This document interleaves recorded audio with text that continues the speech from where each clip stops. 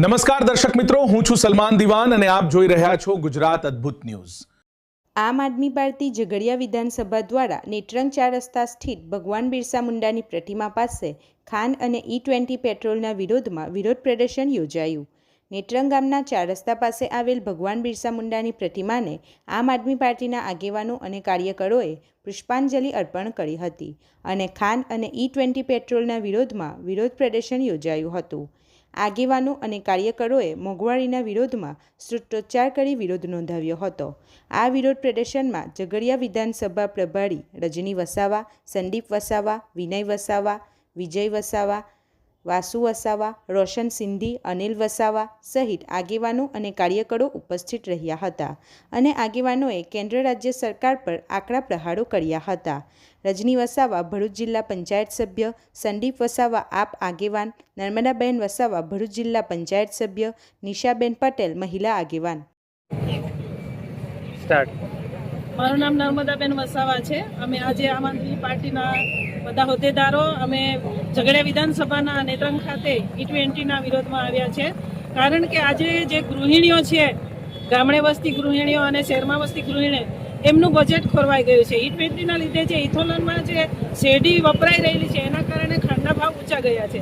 હવે એક સામાન્ય ખાંડ જે જનતા એક પીણા તરીકે ઉપયોગ કરે છે અને કોઈ મહેમાન આવે તો એને પેલું ચા પાણીથી નવાજવામાં આવે છે, આજે એ રસોડામાં ખૂટી રહેલું છે। એટલે સરકારને ખાસ અમે આજે વિરોધ નોંધાવીએ છીએ અને સરકાર આ જે ઊંચા ભાવો કર્યા છે એ ભાવો આજરોજ અમે ઝઘડિયા વિધાનસભામાં નેત્રંગ ખાતે પ્રોટેસ્ટમાં આવ્યા છે।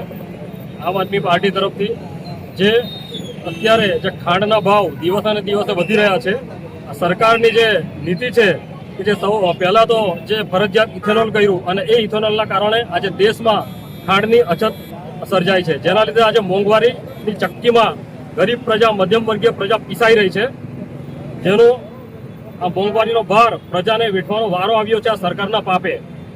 હજુ પણ જો આપણે સફળા જાગ્ય રહી, પ્રજા જો જાગે નહીં તો આવનાર દિવસોમાં આના કરતાં પણ બદતર પરિસ્થિતિ થવાની છે।